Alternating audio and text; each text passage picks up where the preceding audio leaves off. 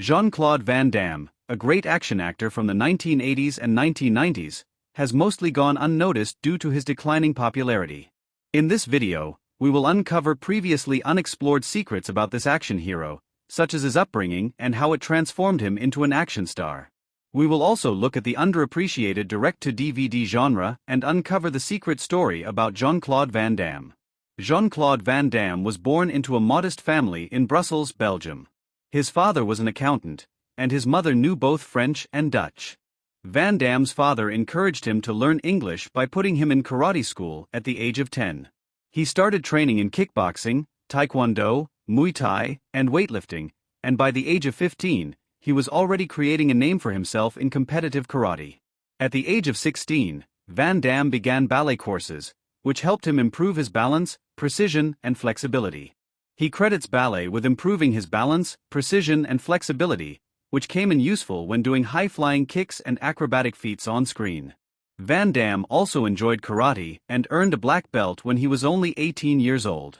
Van Damme competed in semi-consecutive titles, demonstrating his dominance in the martial arts world. He even won the title of Mr. Belgium in a bodybuilding competition by combining ballet karate and bodybuilding. His knockout record, both on and off screen, is famous. With an astounding record of 44 knockouts to 4 losses in semi-consecutive contests and 18 knockouts to 1 defeat in full contact, Van Damme soon established himself as a force to be reckoned with in the martial arts world. At the age of 20, Van Damme competed against his former teammate Patrick Royal at the Forest Nationals in Belgium, which marked a watershed event in his career. The pressure was on, but Van Damme emerged victorious, scoring a TKO in the opening round with a powerful kick to the nose that sent Toll sprawling. This historic victory cemented his status as a fearsome force in the world of martial arts, and he went on to win several more fights. Despite his lowly beginnings, Van Damme has carved out a niche for himself in the ruthless world of Hollywood. He began with a little, uncredited role in a Belgian-French production, but he knew he wanted more. To improve his image, Van Damme took a more appealing name from a buddy, and he was born with his new name in tow. Van Damme, a struggling actor with high goals and empty funds, set out to conquer the American acting industry. He built a fitness center named California Gym in Brussels, which enabled him to accumulate enough money for a one-way ticket to Hollywood. Van Damme was living out of his car, sleeping on the streets, and stealing items without permission in order to put food on the table. He had a pitiful $5,000 and a poor command of the English language. But ultimately, Lady Luck was kind to him, and Van Damme's big break arrived.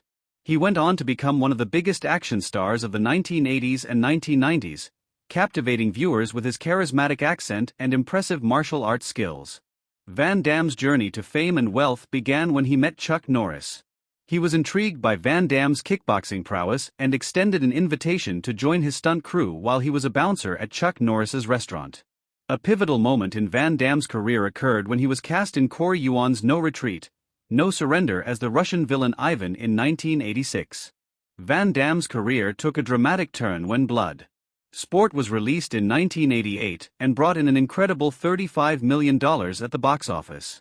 Nonetheless, enormous disappointments accompany great success.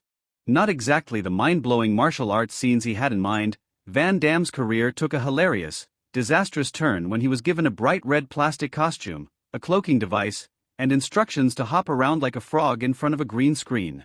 Van Damme had no regrets about his brief tenure as the nearly Predator, despite the Predator outfit being reportedly more tortuous than a roundhouse kick to the face.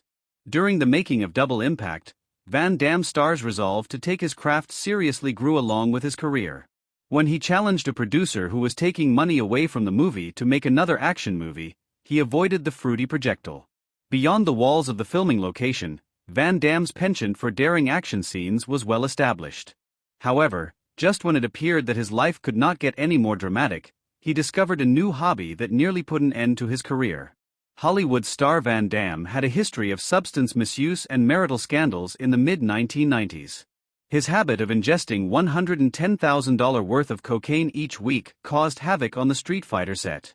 In addition, an obligatory driving course, a 90-day license suspension, a $1,200 fine, and 3 years of probation were imposed due to his addiction. Van Damme's substance abuse escalated to the point that he required an excessive amount of substances in order to even somewhat function as a human being.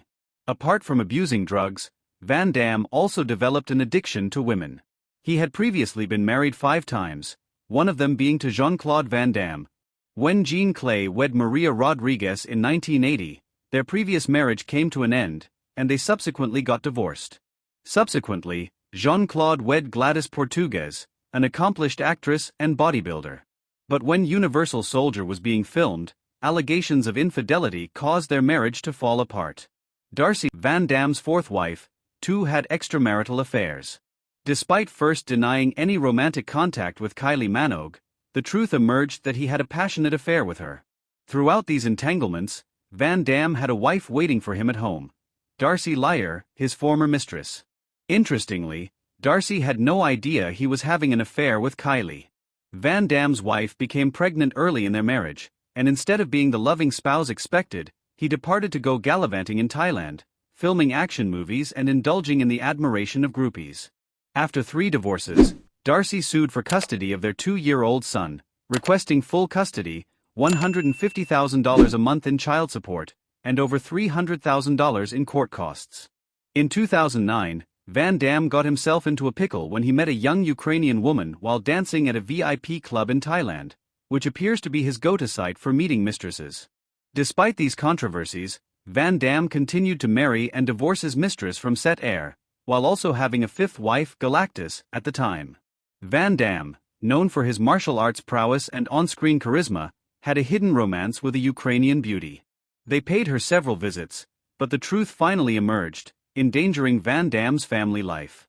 His wife, who had kept their marriage a secret, initiated divorce proceedings. Van Damme's wife offered to turn a blind eye to his adultery for a price, prompting him to leave his mistress and recommit himself to his wife.